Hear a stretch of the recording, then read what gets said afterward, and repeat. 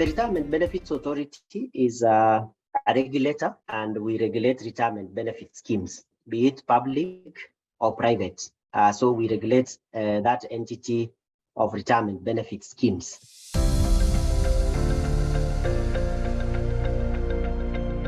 So one of them is to regulate and to supervise the retirement benefit schemes in Kenya. We regulate schemes, we license pension schemes. So if anyone wants to come up with a pension scheme, and the person who can come up with a pension scheme is an employer. And I believe most of the people here are employers. So the authority now comes in to register that scheme and to license that schemes so that you can operate within the law. The Retirement Benefits Act, how a scheme is established, what are the rights for members, what is expected, and even other policies also are there. Second mandate is to protect the interest of members and sponsors of the scheme. A sponsor is that person who establishes a but in a retirement sector, most employers are sponsors of retirement benefit schemes.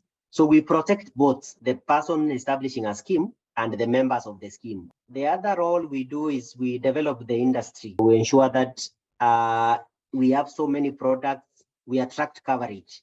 Our coverage currently is at 22%, and that is of the workforce, including even NSSF. The people who are currently registered who contribute to a pension scheme, including NSSF, is 22% of the entire workforce. So meaning 70% of the people working, they don't have a saving arrangement. They don't even contribute to NSSF.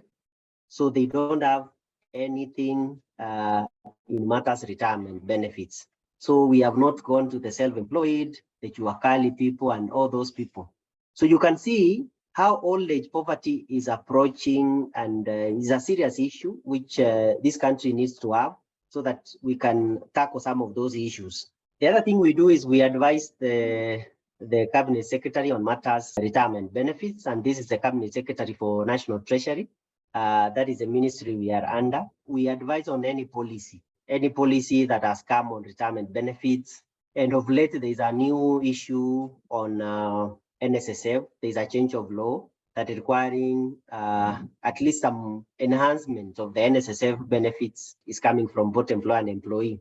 The authority can also come up with such policies and even implement.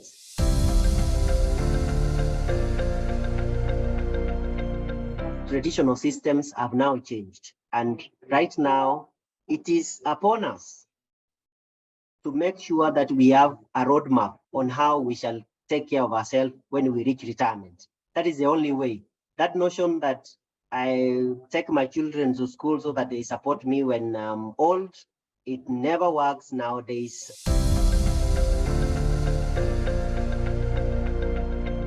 So from the perspective of an employer, having a pension scheme can attract and can act as a way of retaining skilled manpower. People look at several packages before they take employment. So one of them could be retirement benefits. So it is good to have a pension scheme for you to attract the best out there.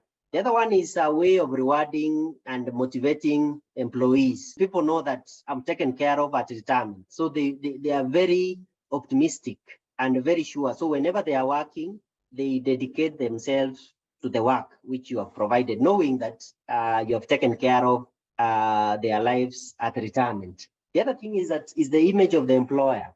If you are that employer who has a pension scheme and is doing well, even if we are ranking employers, the best employer in Kenya, you cannot be the best employer if you don't have a pension scheme. From employee perspective, what is the benefit with a scheme? So one is to provide a basic and a reasonable income after working life. And I think that is an issue which most of us, we can agree that when you reach retirement, if you are employed, you are no longer employed. And if you are self-employed, for example, when you reach retirement, you don't have that energy to work. So it's a way that you will have some income coming and you're not working. The other thing is that it prevents old age poverty. The other thing, of course, is that it can provide funds in case of things like ill health or death. If you are sick and you can't continue with employment anymore, you can access all your money even if you have not reached retirement. And in case of death, your beneficiaries can get all your money. The other thing is that it can also provide you with liquidity at old age. The other thing is that if you lose employment, for example, you can access half of your benefits, which will boost you before you get another job. The other advantage is tax reliefs. When you are contributing to our retirement benefit schemes, you will be exempted from tax. The amount you are contributing to a pension scheme will be exempt from tax.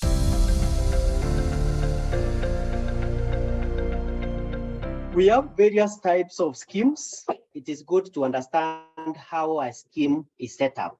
A pension scheme can be set up using an irrevocable trust, or it can be set up using an act of parliament. Most private schemes are being set up by trust law. There are other schemes which are established by an act of parliament, and that is when a bill is sent to parliament, it goes all through those procedures, but the bill is for establishment of a pension scheme.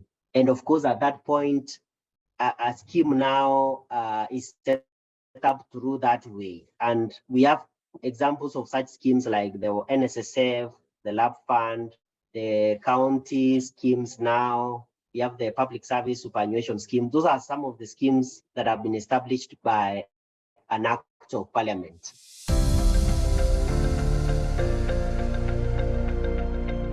We have pension schemes or a provident fund. So a pension scheme is a setup whereby you save your money, but then when you access them at retirement, you access part of it in lump sum, and part of it is paid in periodic payments, something we call annuities. Sometimes we have another design called a provident fund. A provident fund is a scheme whereby you save all your money, but when you are accessing at retirement, you access all of it as a lump sum.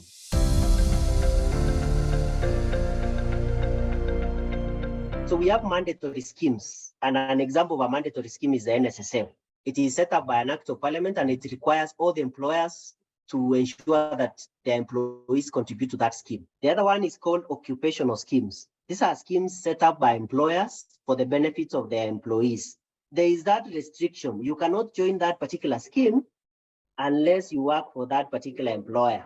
The other type of scheme which we have is called an individual pension plan or an individual scheme. Sometimes people call it IPP.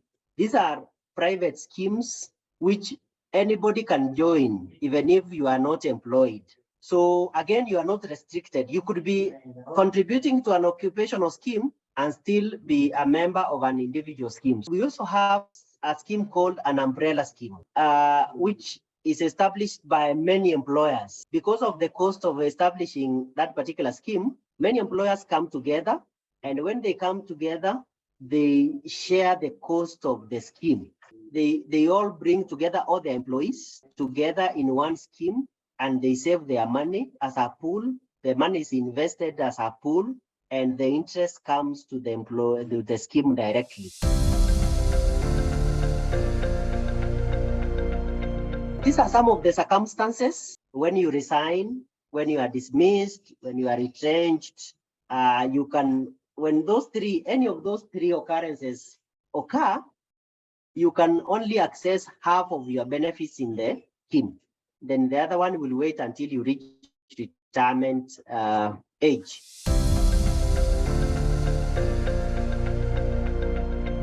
So one of it is payment within that 30 days.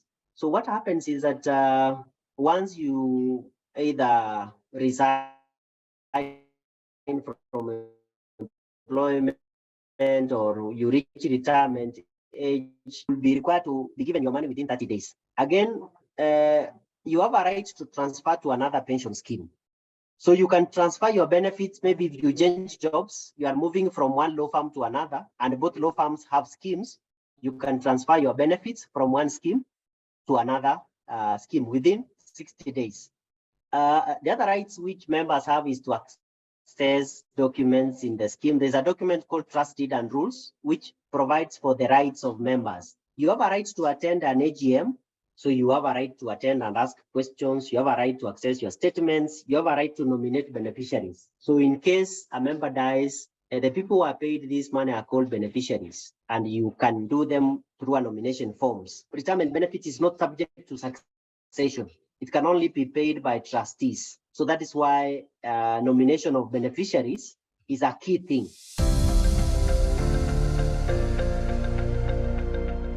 Schemes cannot offer loans. Member benefits are not assignable.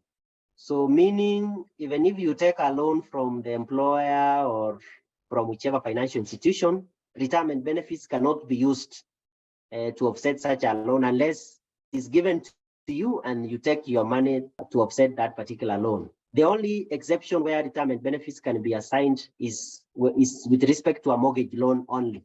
In the event of death, benefits of a deceased member do not form part of the estate of a deceased for purposes of administration. So meaning retirement benefits can only be paid as through trustees.